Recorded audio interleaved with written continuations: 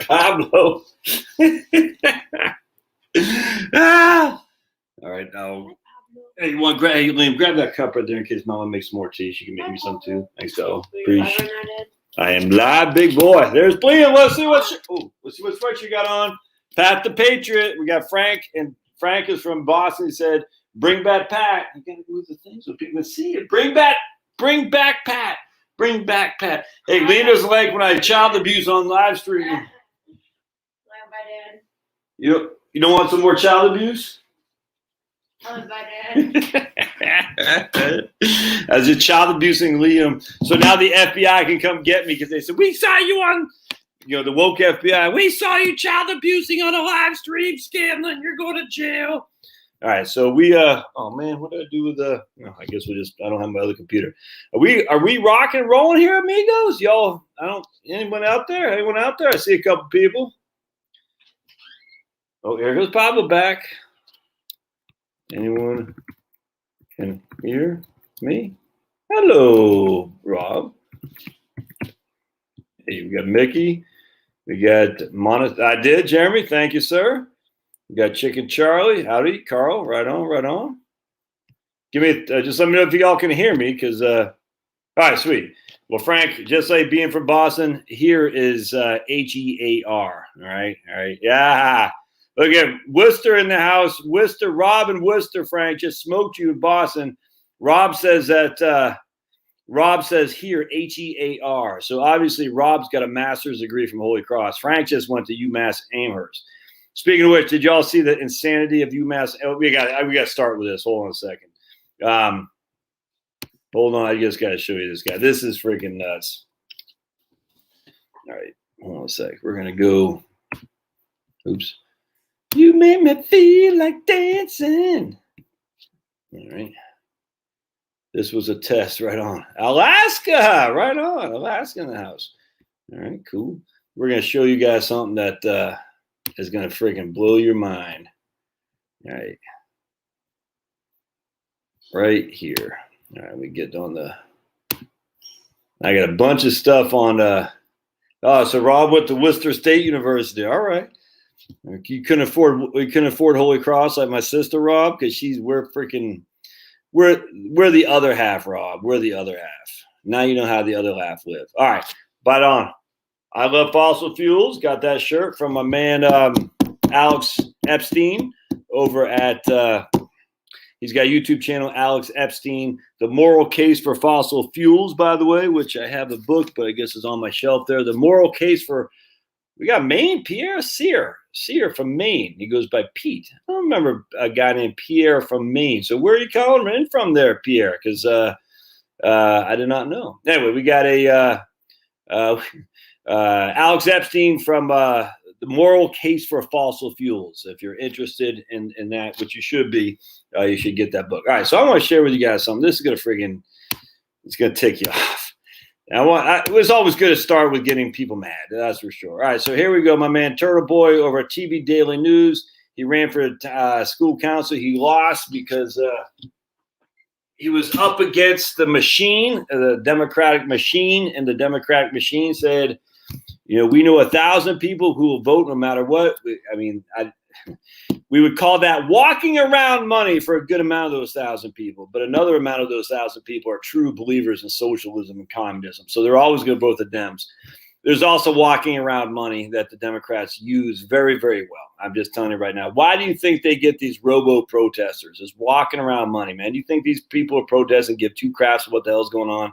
They just follow where the money leads them. Everyone knows this. Everyone knows this. Just people are too afraid to say what it is. It's walking around money. Anyway, so Democrats will always have walking around money. They'll always get enough people to vote for their candidates of choice. Okay. Sadly, Turtle Boy, Aiden Kearney, and the two other guys are Republican, running as Republicans. They don't really run as Republicans, but on the Republican side, didn't realize that, and as such, the machine got beat. And the funny thing is, Turtle Boy had access. This is where the political machines come in.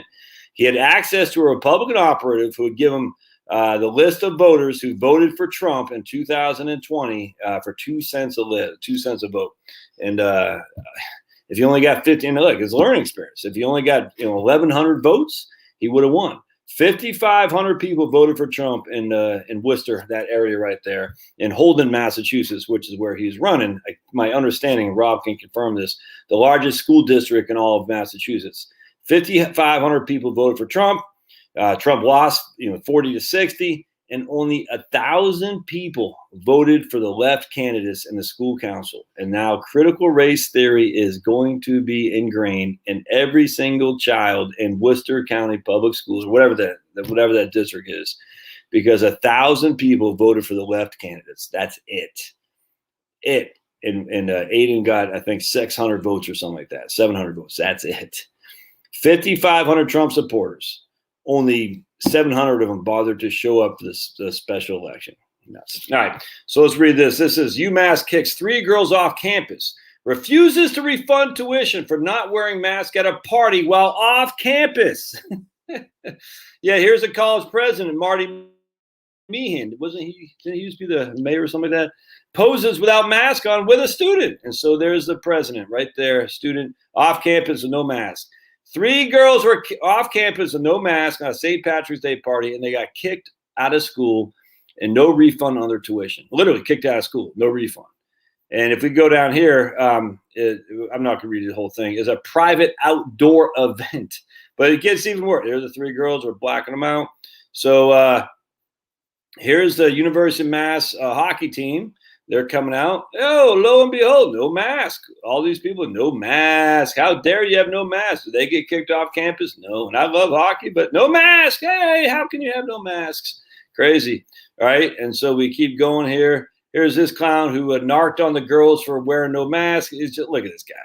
And here, oh my goodness, shocking that the lady who kicked these girls out of school would look like this. Count me shocked. If that is not the epitome of a Karen, I don't know what it is. So the woman who ultimately decided to suspend hundreds of students for being free was Brandy Hepner LeBlanc, the ultimate Karen who makes $310,000 a year, paid by, they say the taxpayers, I would say the teenagers who take on all the debt. So she's the one who kicked them out of school with no refund because they wore a mask off campus, by the way, in an outside party.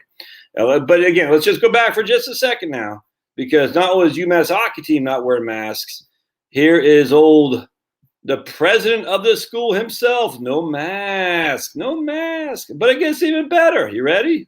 This whole thing it's all a power ploy. All right, so we talked about those clowns right there. This guy oh my goodness, the hockey coach is the same guy.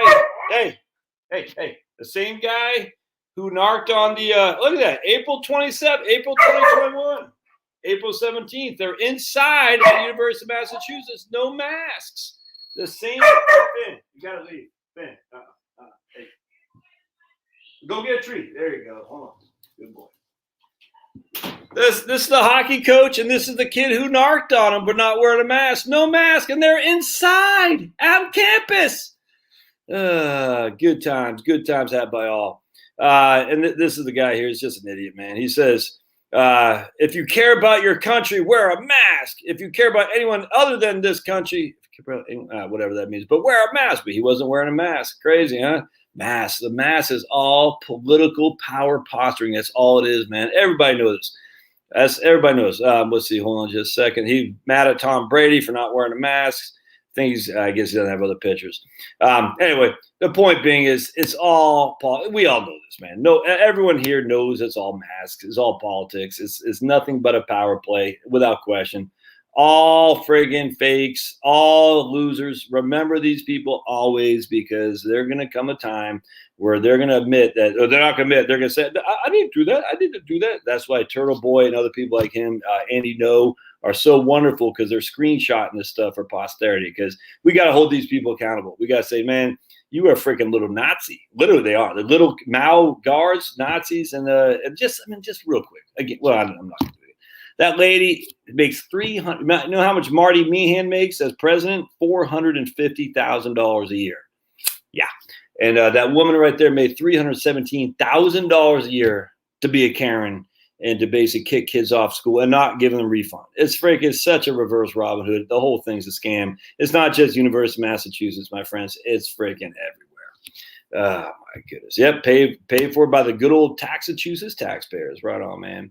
Title IX needs to be reformed or abolished. I mean, Title IX is just a clown show now. Now that we, in some ways, I got to say in other ways, I'm somewhat enjoying the fireworks of the Title IX advocates fighting the other side. You know what I'm talking about. I'm not going to say too much more. I don't want to get banned on YouTube.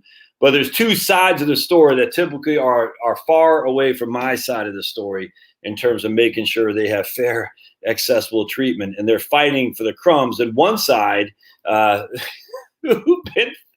is getting the short end of the stick. In a way, you know, the Megan Rapinoe, whatever that stupid clown's name is, in a way, it's kind of funny to seeing her side getting beat down by the unjust that is the other side who should not be participating. It's just the way around that. But it's awful, awful hard to take the side of the Megan Rapinoe people of the world because it's just hard. And so it's funny because I heard that the U.S. women's soccer team got smoked by high school kids in Texas or something like that, and they want equal pay or whatever. The whole thing's clown show. It's awful hard to be sympathetic whether she's out there and now she's on a freaking Subway sub commercial. What the hell? It's hard not to kind of laugh when they're getting beaten down by it probably literally beaten now too by people who should be participating. But it's kind of one of those hydra or get the popcorn. All right, so let's see what we got here. Epitome of a Karen, exactly, Doug. Right on. All right, so what I want to do here a little bit. Let's see what we got. Watched the Atlanta baseball game, looked shoulder to shoulder. Yeah, no one had masks, my understanding. I don't pay that much mind to sports anymore. But I was listening to Clay Travis, and he was saying they had a boxing match at in the Cowboy Stadium there, and 100,000 people, something like that, packed in, and hardly any masks. Apparently, the Braves were playing the Phillies 3 straight games over the weekend, a 3-game series, and I guess his capacity, no mask. I was like, man, freaking awesome. Awesome. I love CO2. Wisconsin, right on, man. Wisconsin. You know, Wisconsin, I don't know, they still got the nuclear plant up there because you're going to need it, baby. You're going to need that nuclear plant. Yep. UMass making examples of girls. Whatever happened to equal rights Title IX? They're outside with masks. Yep. All right. So there we go. We got Lady Bug. She's 53 in Florida. I'm doing 70 stocks, 30 bonds at the moment. Am I doing the right allocation, hoping to retire by 62? I got no qualm with it. I mean, you are 9 years out of retirement. Sure. I get no issue with that with all. None whatsoever. Just remember, a 70-30 portfolio fell 37, using the Wellington Fund for an example, for our proxy, and I think that's a safe proxy, fell 37% from October 2007 to March 9th of 2009, Ladybug. 37%. And you cannot assume that will never happen again. See, this is the problem I have with people.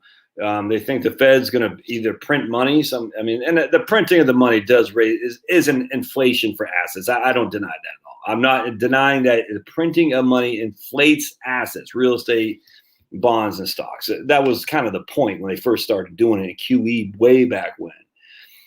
Can it happen forever? Maybe. I don't know. But, I mean, presumably not. But anyway, at the end of the day, you always got to remember we've had 12 straight years of a massive freaking wealth accumulation. And as such, those days can't just continue on forever. And if you look back to 2007 to 2009 of March 9th of 2009, your portfolio was down 37%. Wellesley portfolio was down 22%. S&P 500 was down 57. So let me just draw you something here, guys. And I want to do my search for yield thing because I've had this up on my thing for freaking 4 days now. Been wanting to do a video on it, but just haven't got around to it. All right, so remember, we have 100% stocks.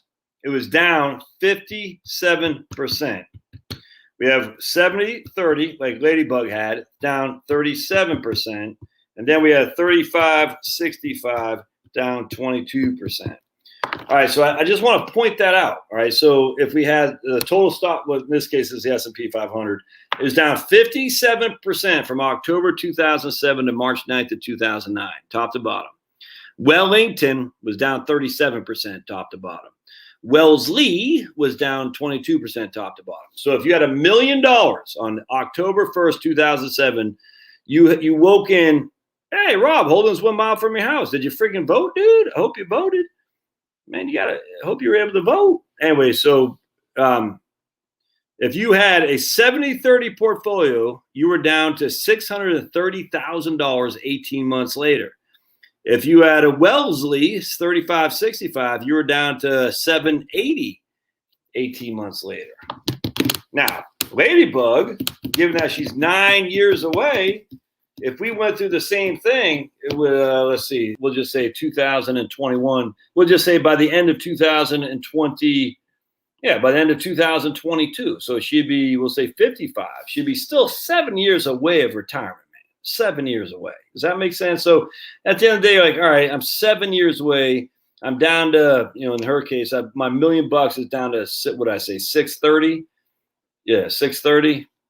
I mean, that's still a long time to recoup. And by the way, and this is the critical thing, you're still plugging. You're still plugging money in.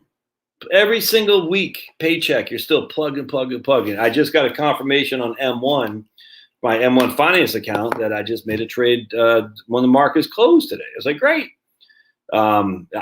Just dollar cost. That's the beauty of dollar cost averaging. So while the pain of a down market is painful, it's a whole lot less painful when you're plugging money in.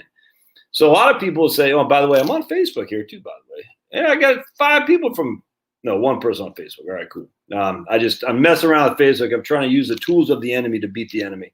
And Facebook is that for sure.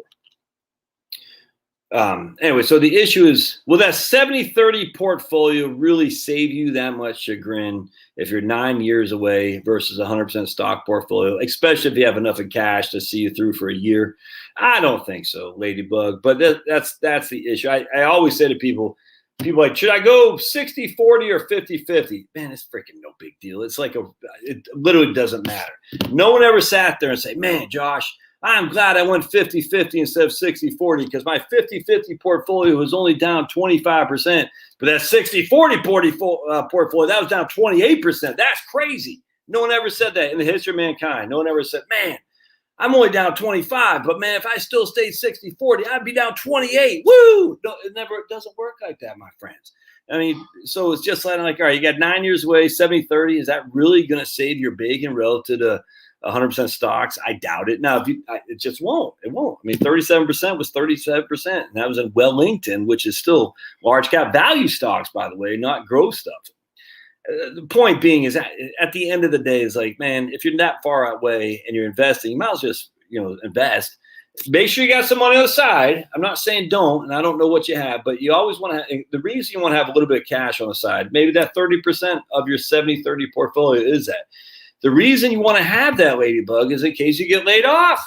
If you get laid off and the company, and they don't give you severance or something like that, say, hey, Ladybug, you're on your own. And you're like, man, my $1 million is now worth $630,000, and I got no freaking, I got no income coming in, but I still got a mortgage. That's where you got to have some liquidity in terms of some cushion, some buffer. So if that 30% of your portfolio is your buffer, that's fine. If you have other cash on the side, maybe a home equity line of credit or a good fashion cash, I'm not sure you need a 30% portfolio on bonds. But I tell you, man, the minute I say that, stocks get hammered, bonds don't. You're like, I hate that Josh guy. So I always tell people like that, 60-40, 70-30, 50-50. At the end of the day, it just doesn't matter that much. What matters is the time that you have to recoup from a big market chaos. And if you got 9 years out, I'd be literally, this is me. And I hate to sound flippant. I'm like, I'm going to show what I do. See that right there? That's a window. So what I do is I look out the window. Look out. Oh, by the way, those are my college degrees. Some of y'all, I've heard a couple times, people say, I can't find you on the CFP board. Are you really a CFP? I haven't been on the CFP board of whatever their freaking list is of CFPs or whatnot. So I've had a couple people like challenge me, say, you're not really, they didn't say it explicitly, but I don't know if I'm going to see it. I've literally no idea. All I know is I freaking pay them every 2 years. And I take the CPE or the CE to make sure that I keep certified, and as well as I pay them, it's like $500 or $600, $700 a year to keep my CFP designation.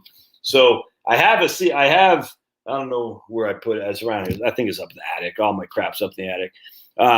I have a CFP. What's the word I'm looking for? A diploma thing, whatever. Not diploma. certificate of graduate, whatever the hell it is. That I passed a stupid test. But I had a couple people, not every, probably once or twice a year. I looked for you on the CFP board. I couldn't find you. Are you sure you're a CFP? I said, I'm sure as my $500 has got my wallet. Yeah, I am. All right. Hope that helps, Ladybug. All right. We're going to go with the wheel topic. Yep. And Bob says the hockey time at a parade and no one was wearing masks. Yep. Rand Paul, he's the man. I would love for Rand Paul to take a freaking sledgehammer at the entirety of the federal government. Fauci's it's just such a clown. Are we going to get? I guess the one thing that's good now is we know this. We know here. I keep thinking about this. The CIA and FBI going so woke. We know they're going to be inherently incompetent. And in some way, that makes me happy. In other ways, that makes me more scared because remember the incompetence of Janet Reno under Clinton, Ruby Ridge, David Koresh. You see what I'm saying? Remember the incompetence of them not sharing data, which is probably good. Look, I don't trust the CIA and FBI as far as I can kick them anymore. I just don't. After what they did to Trump, I realize it's irresolvable corrupt in those systems. And even though I used to think the CIA and FBI had our best, they don't. They don't. Now, I knew that the minute they didn't really seem to care too much about Hillary Clinton's email. I said, wait, what? I knew that it was just all corrupt. And that was probably more than anything my red pill, frankly. When they just kind of brushed Hillary Clinton's email server under the rug, I said, what? And then there was like a fire or something. I can't remember. There's like a fire someplace. No, it wasn't that. It was Clinton had a guy. Oh, I can't believe I can't remember his name. And he had, I see his face too, and he went to the National Archives and walked away with private notes so it would not be subject to a FOA, the Freedom of Information Act. Oh, what's that guy's name? I can't remember. And he stuffed it in his pants. Clinton had a guy that was working with him and Hillary, who was corrupt as the day is long. And he went to the National Archive to gather his internal docs that he's supposed to submit.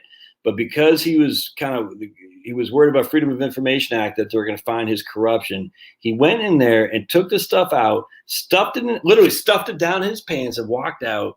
It's completely illegal. You're not supposed to do that. And what the FBI do said, don't do it again. What the hell is that guy? It's not Bill Richardson. I want to say it's Richardson. It wasn't him.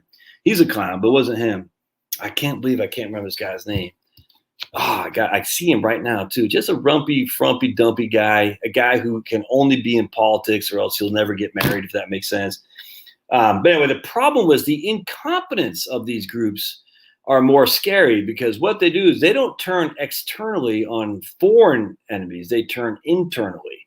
You see what I'm saying? Because we do have a compliant society is what we witnessed by COVID. It's very, very compliant. So what they do is divide and conquer. They'll make crap up against it, and they'll come after you like stink on, you know what? No different than Ruby Ridge. I mean, look, and this is just in my essentially adult time. Never mind what they did to Martin Luther King and all the NAACP and all the blacks from the older times. These guys are as corrupt as day is long. And the problem is when they're incompetent, they know they're going to get smoked by the Chinese, by the Russians, never mind by who else is out there. So they say, well, we're going to lose these guys, but at least we can exercise our authority because incompetent people want to exercise authority. That's where they get, it's a Peter principle. You get promoted to your greatest level of incompetence. And so the CIA is being staffed by a bunch of Peter principals who love the idea of having authority, but they're also angry. They also want revenge. And a lot of them have no children. So there's no generational concern of making sure the country's strong for future generations. So I'm telling you right now, man. So while we laugh at the CIA and its wokeness, it's scary because when they get woke, that's when they get radical, and the radicals want revenge. They don't want justice. They want revenge. What do they want revenge for? I don't know. Obviously, they were the last person picked in dodgeball. Obviously, they never dated a girl they could go anyway this day and age. Obviously, they try to plant seeds and they never germinate. They don't know how to garden. Obviously, they don't have any kids. And as such, they want revenge and they want to make you pay because you, for some reason, are their enemy and they're hostile towards you. Why do you think they're going after all this insurrections crap? We all know that. And so I was mocking it in my head at first, saying, the CIA, what the hell are they doing? And I started saying, oof, remember Ruby Ridge, Randy Weaver, David Koresh. Now, you might not like these guys. I frankly could care less. It doesn't matter who you like. It matters the federal government remember Elian Gonzalez, man, on the behest of Janet Reno's goons. Lon, the guy who shot Randy Weaver's wife, Lon, it starts with an H, and that guy should forever be known in infamy as a scumbag. And the funny thing is, a lot of these guys actually are probably they are probably patriots in their own mind. They're thinking what they're doing is for the country, and they follow orders. They say, look, this is for the good of the country because my country is telling me to do such, so I'm going to do it. No different than people who just is sad because, I was there, dude. You thought you had to go to Vietnam to fight the communists to benefit your country. Turns out you were just being a tool for the big war machine. It's sad. It's sad. It's just sad. And yet it turns out all these guys, the big war machine, they don't care about you. They care about the money, the war machine, the Vietnam War, and the whole thing, the FBI going after Ruby Ridge, going after David Koresh. You thought you were doing right for the country, and it turns out you were not. You were just a tool. Yeah, anyway, I'll get off that. All right. So what was that guy's name, man? Yeah.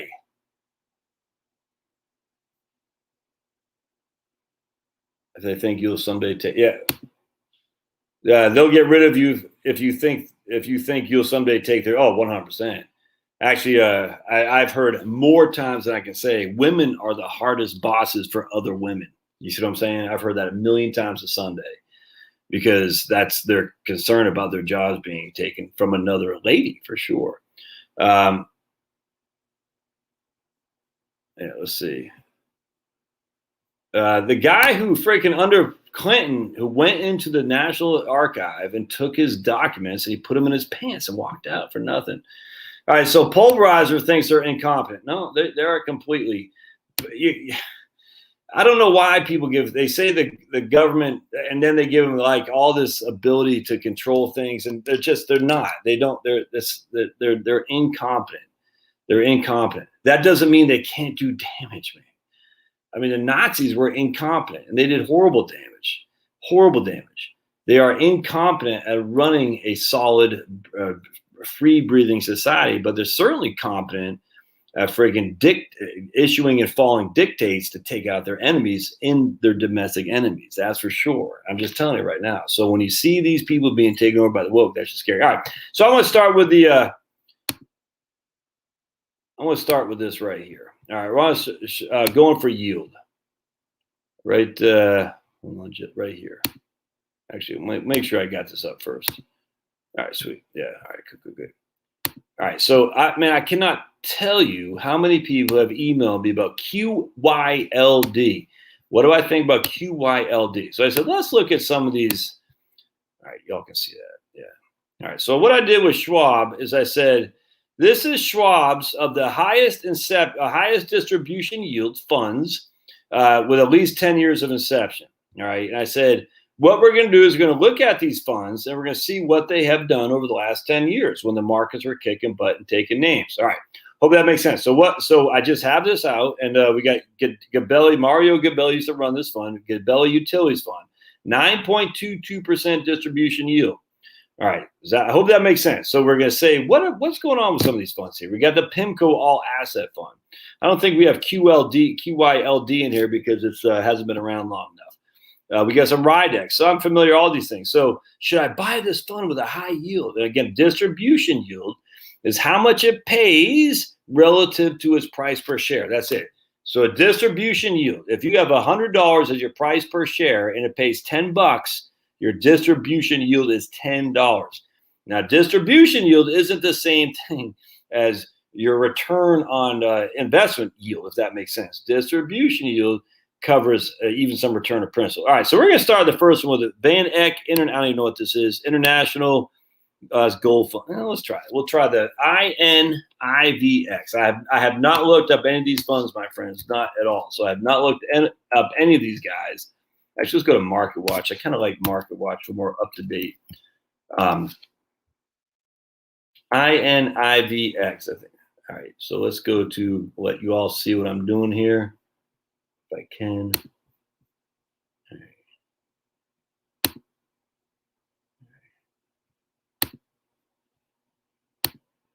All right. INIVX.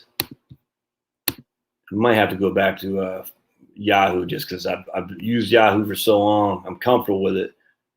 Oh, Israel, Hamas now trade deadly fire. We had peace in the Middle East, but no, Trump did not get a. Whatever, it's crazy. All right, so we're gonna go to the vaneck International Investors Gold Fund, and it's got a. It's down 3%, 3.5% so far today, but it's got a yield of 13%. Whoa, a yield of 13%. Now it's down 3.5%. So if that was a true yield of 13%, and I'm only down 3.5% year to date, you would think I'd be up 10%, but year to date return is all things included: dividends and capital gains and price appreciation. All right, so just bear with me just a second. We're going to go down to this guy. Expense ratio. I don't even care about the expense ratio right now. I'm just trying. Yeah, I guess I'm gonna have to go back to Yahoo. Yeah, it's not. It's not really doing what I was hoping. All right. I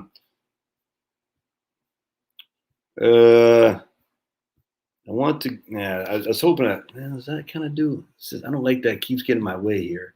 Let's get it right here. All right, I'm gonna go back to Yahoo. Hold on a second. I just like the market watch because it gives an accurate year-to-date return. Well, this one's down 3%. What did I say? No. Hello, Finnegan. Hi, big boy. INIVX. Hi, big boy.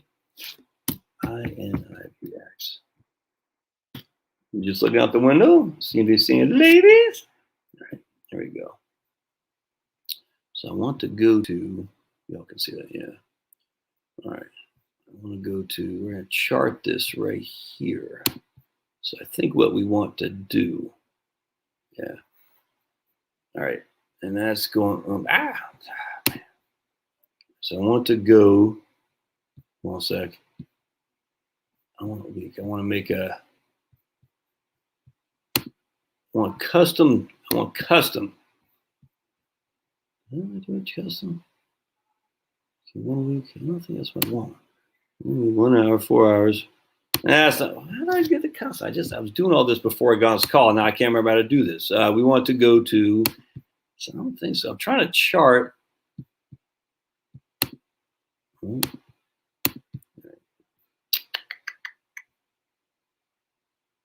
Oops. Chart. Why is it not letting me? Let's go here. That's not what I want. I want 10. Oh, just store data. Is that it? I don't think that's it. Let's see. 1 second. Yeah, here we go. All right. That's not what I want. Hold on a second. We'll get this. We're going to chart. And I want to put a date in there. Why can't I put a date in there?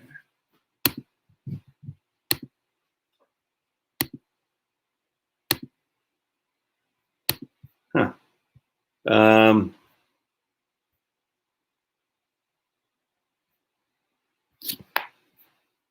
You don't remember how to put a date in there? I was just doing this yesterday. Historical data? I think that's it.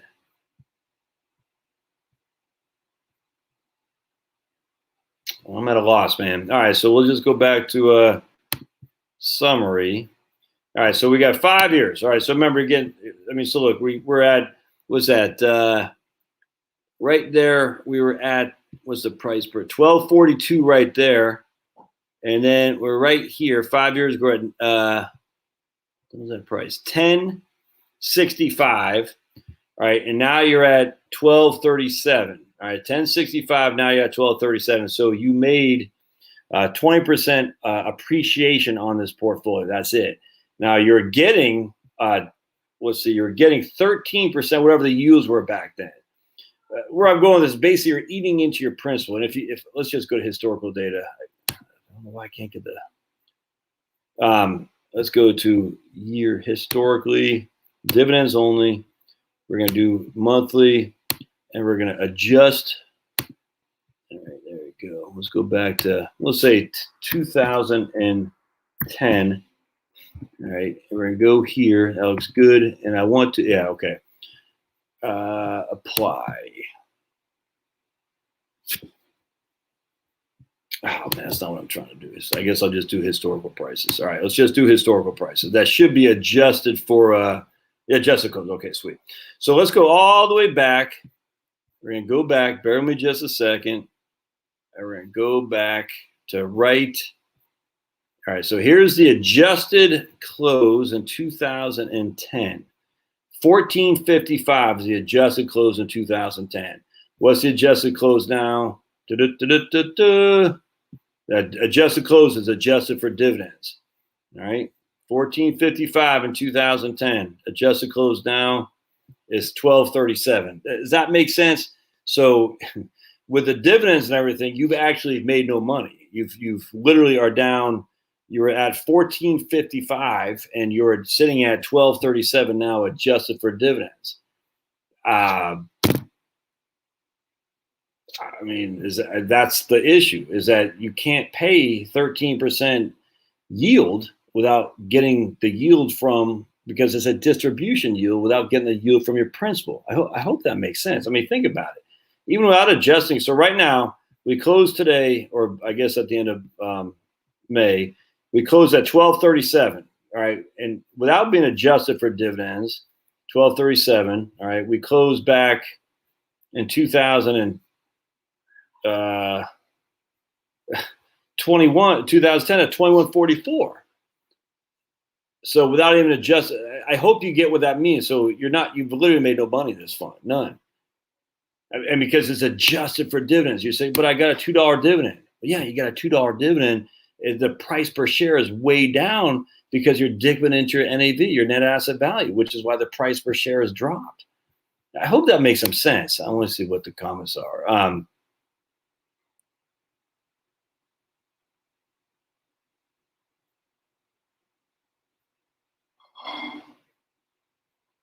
right.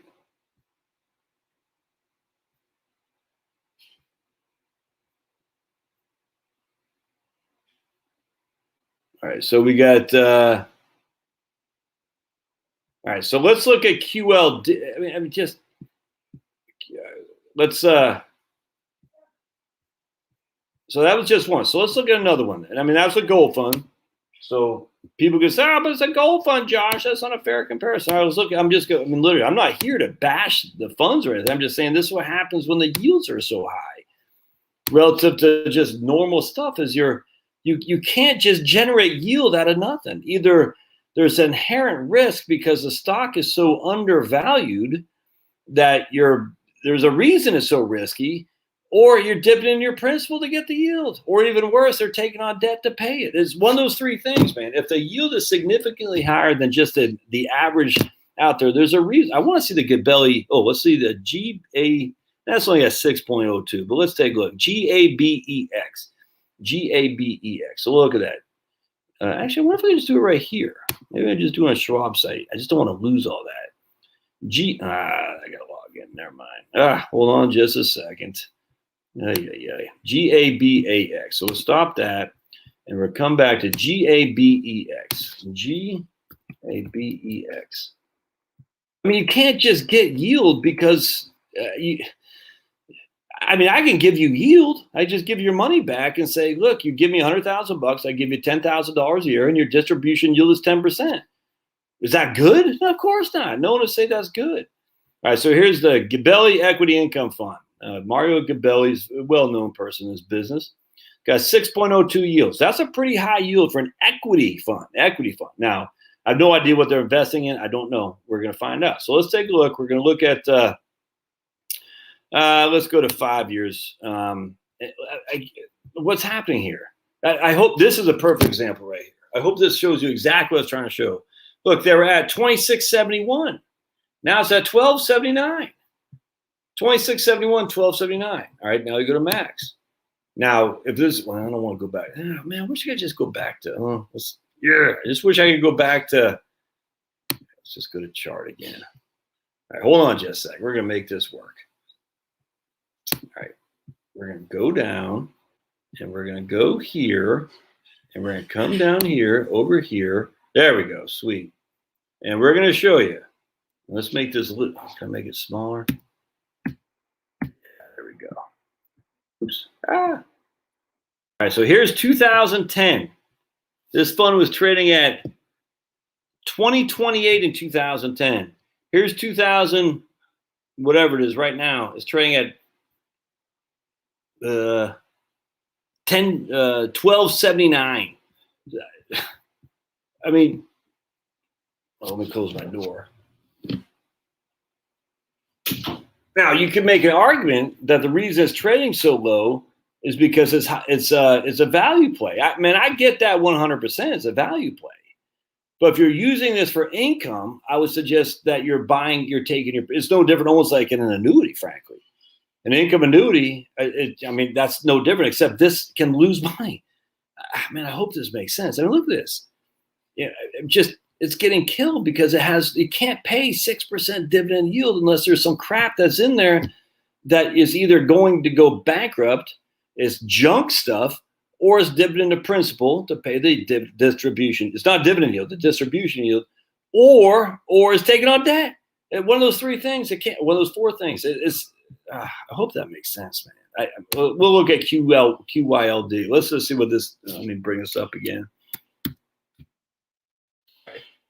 So when I see something that's paying 6%, that's not that bad. I mean, that's not that far off of the value. So like if I look at VTV, for instance,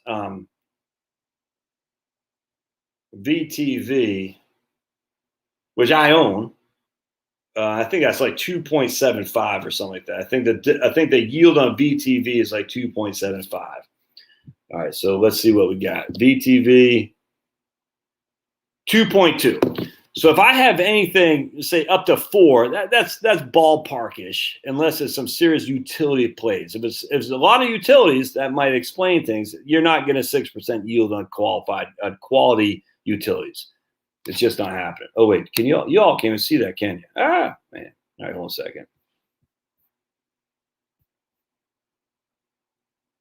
Oops.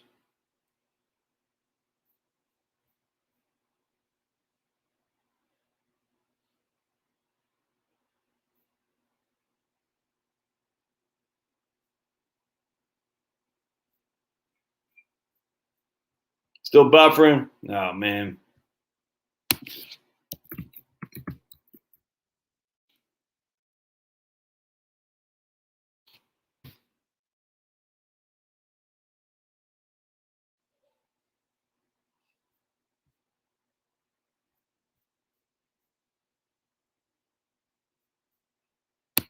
Yeah.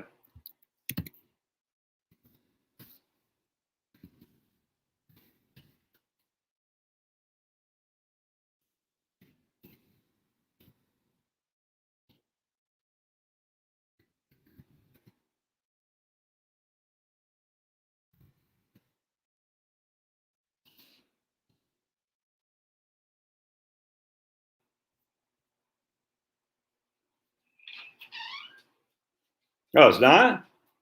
Thing is, maybe it's Yahoo with all the ads. Yeah, maybe. Oh, yeah.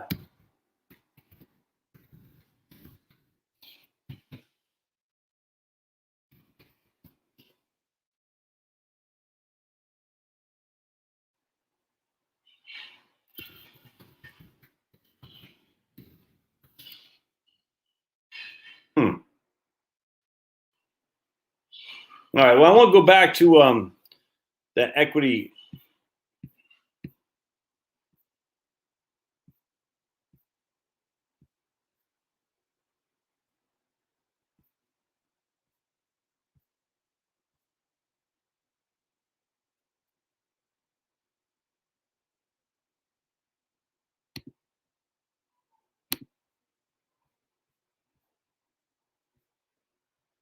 Hey, thanks, Debbie. All right, appreciate it.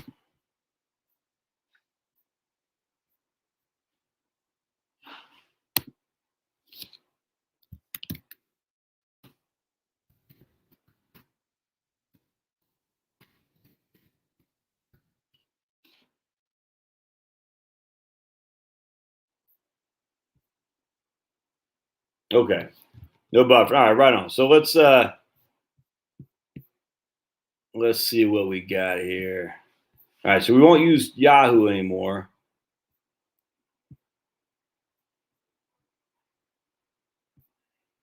All right.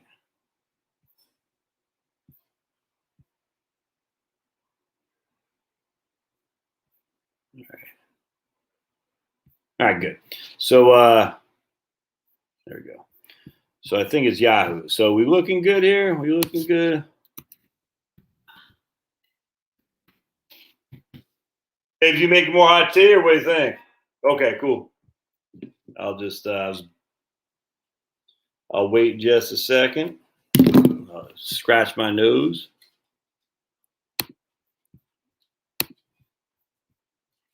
Hi, babies. Hi, big babies. Oh. Ah.